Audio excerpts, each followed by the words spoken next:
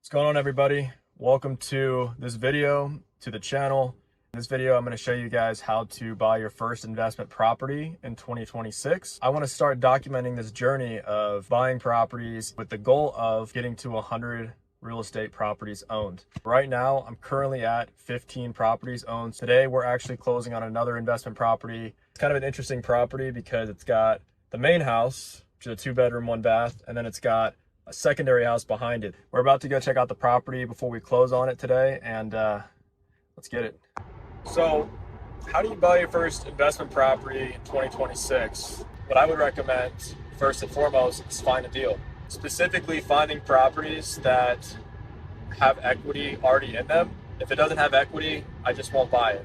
Just a good rule of thumb, 70-75% of market value minus repairs is pretty solid number to go off of. Go off of that number. Most lenders that look at that, if it meets that criteria, I'm sure will lend you the money. If you're looking at properties and market value for the property is $150,000, you can purchase it at $130. I would say it's not a deal.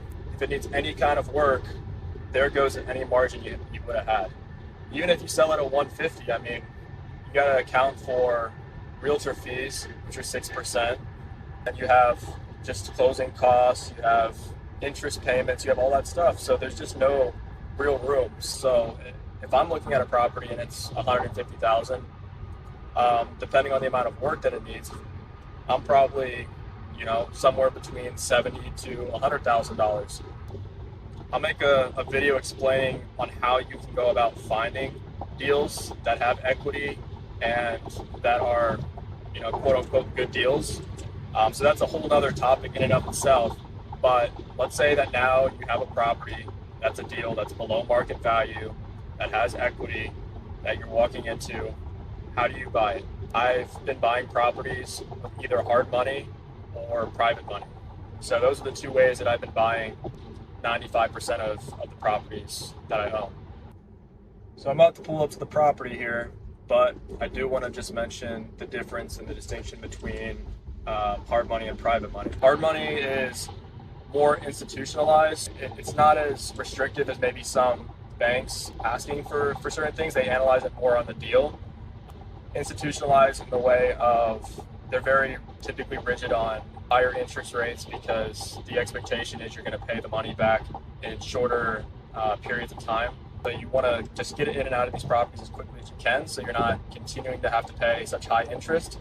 But they're also getting paid when you close on the property with origination points.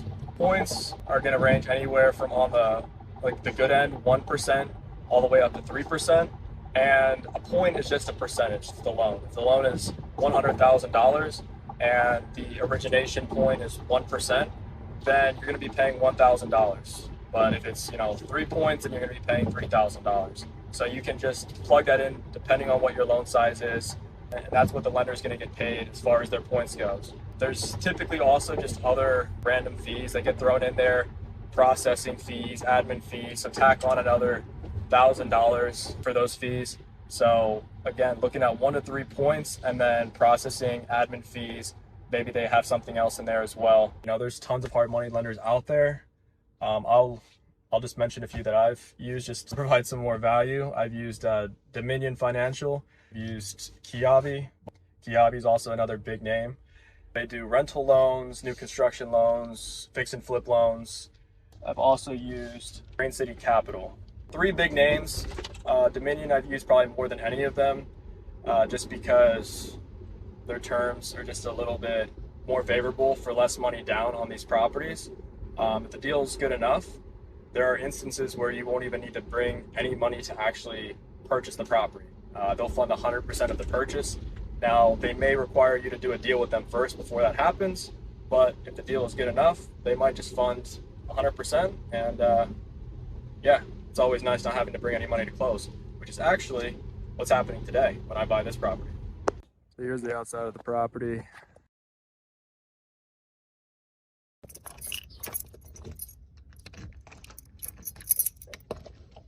All right, so we'll do a quick little walkthrough before my contractor gets here.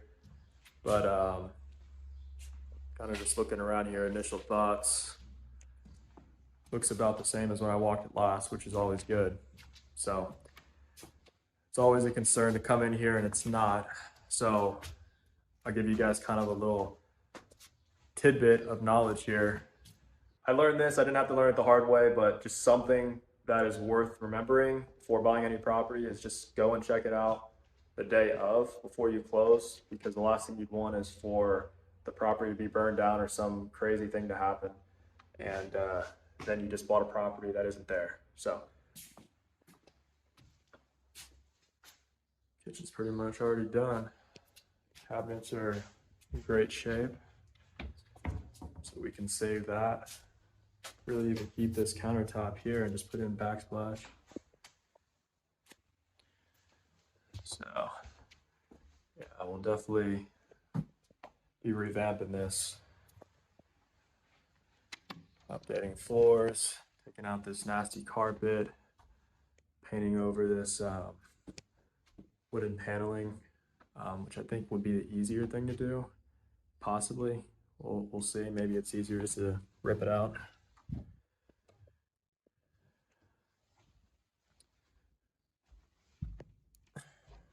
This area here, though, it's gonna need to be framed in. You know, it's pretty cold in this room right here, so if we're not able to keep it warm enough, things aren't gonna wash, and it's gonna be no bueno. So it smells like dog really bad as well. You'll probably see that out here in the back. Actually, you can't see it that well because of all the snow, but the ground here is just ripped to shreds. There's that extra unit I was talking about. So that's the back of the house.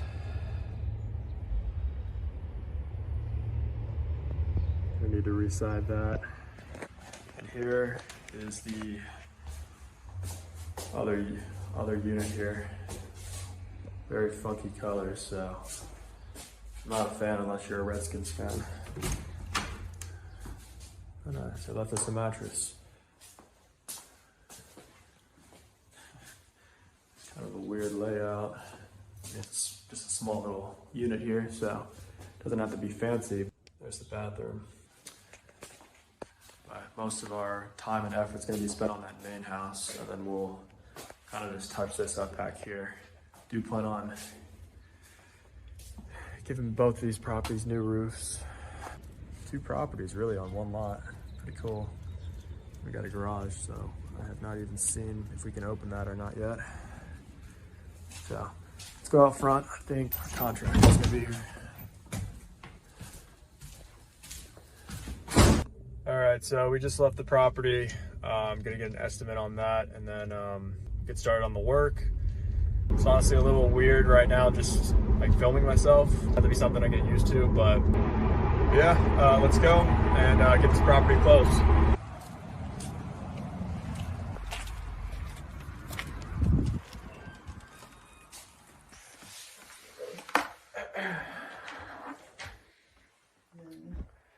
So everything should be like what it was yesterday, I guess. Yeah, that's what you're gonna get. I'm just gonna wire it to Yeah. All right. Here. So your first daughter, she's about to be 2. Literally today. Today, she's 2.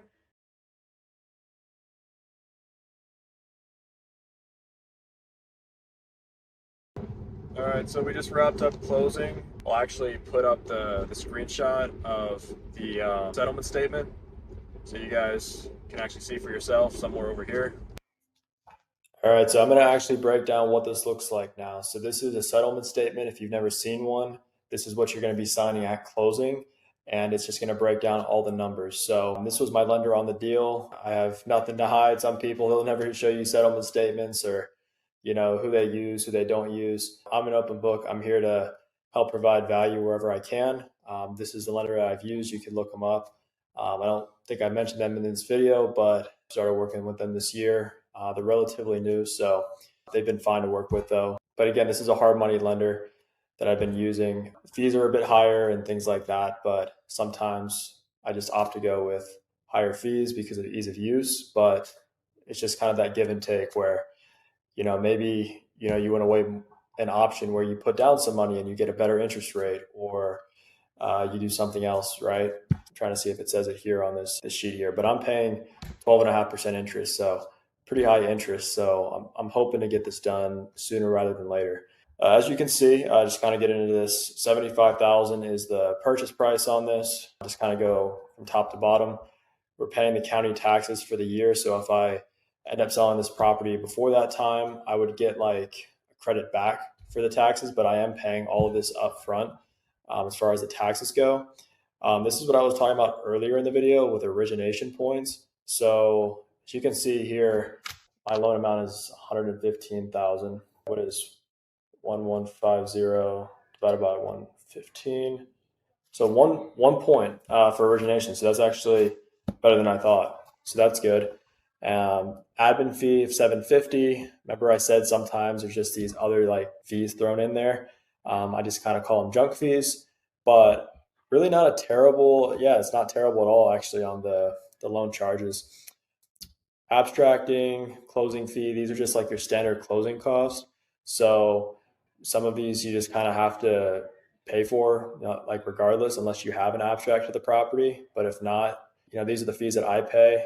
Probably a little bit less just because I do close quite a bit over at this title office. Recording fees whenever they record this with the county, and then all these other fees. So really all in all, I mean, $1,900 here, and then all these other fees. I want to say it's probably like $3,500 in fees. You guys can total that up and tell me if that's correct or not. But not terrible, right?